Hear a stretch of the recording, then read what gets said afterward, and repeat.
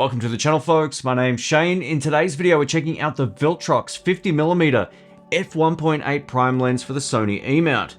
This will be a video-centric review, so if you're wondering how this lens performs for video work, this video is for you. To frame this review, I also own the Sony Zeiss 55mm F1.8 prime lens, which I'm a big fan of, but I have to tell you, I prefer the Viltrox lens for several reasons, which I'll cover now. The Viltrox lens is less expensive, built just as nicely, and features an aperture ring for quick adjustments without having to use the dials on your camera.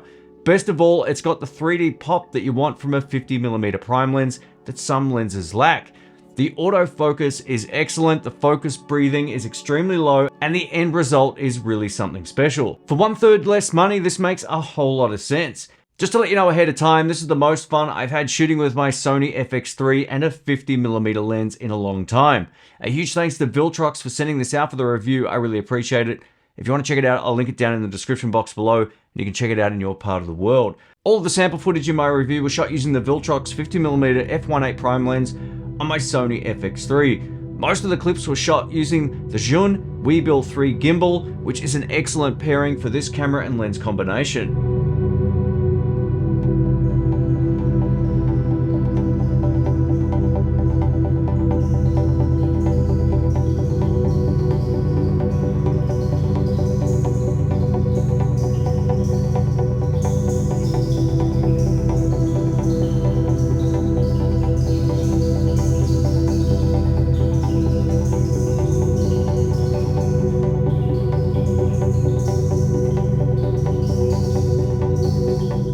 Let's talk about the look of this lens. This lens has a really premium look to it. The look is a difficult term to quantify, but the image quality out of the Viltrox 50mm F1.8 is really something special.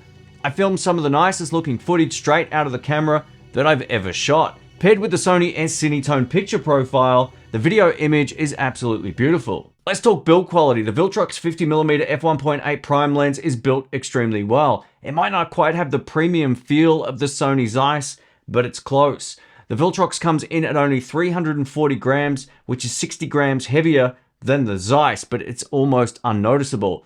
The lens hood, lens cap are both plastic, but they feel sturdy and secure. They kind of spring into place, and the overall build quality is excellent. The most significant benefit to the Viltrox is the inclusion of the Aperture Ring.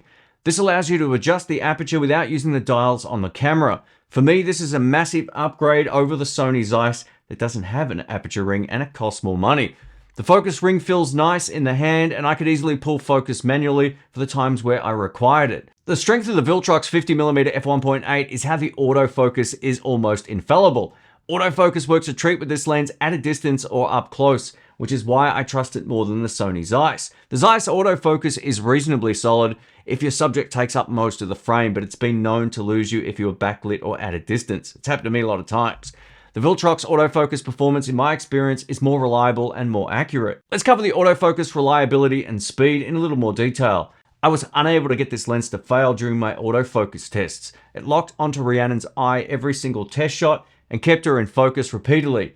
To get the best out of the autofocus system, I did adjust the speed just up a couple of notches in the Sony FX3 autofocus settings, and these gave me the best and most responsive results for faster moving subjects. Whether I was shooting at a distance or up close, the autofocus worked reliably and flawlessly in my testing. My favorite thing about this lens is the results paired with the FX3 while shooting on a gimbal. The shots are very cinematic, at least to my standard anyway, without needing to color grade or adjust anything in post. What you're looking at now is a combination of the Sony FX3 with the E Cinetone picture profile shooting in mixed lighting conditions, and it looks fantastic. Up next, I'll cover sunstars and flaring. Much like the Viltrox 35mm F1.8 from the same series that I reviewed a while back, link up in the cards, the 50mm F1.8 has a lot of character. Lens character can sometimes be brushed off as imperfections, but I love the look of this lens shooting sunstars. I'm sure some lenses out there can handle sunstars better than this, but stopping down gave me some really pleasant results. In regards to lens flare, this lens does suffer from flaring in certain lighting conditions, but again, the character of it appeals to my eye. I did lose a bit of contrast in some shooting situations from lens flare, but overall, I'm still very impressed with the quality. Let's cover background blur, low light, and bokeh, or bokeh, however you say it. The Viltrox 50mm F1.8 is fast enough to give you plenty of background blur and subject separation. 50mm on a full frame camera is the sweet spot for really getting that epic background blur. I'm certain most shooters will love the background separation and 3D pop of this Viltrox 50mm lens. Additionally, the 1.8 aperture makes this Viltrox a solid performing low light lens. You'll get excellent low light results paired with any full frame Sony body.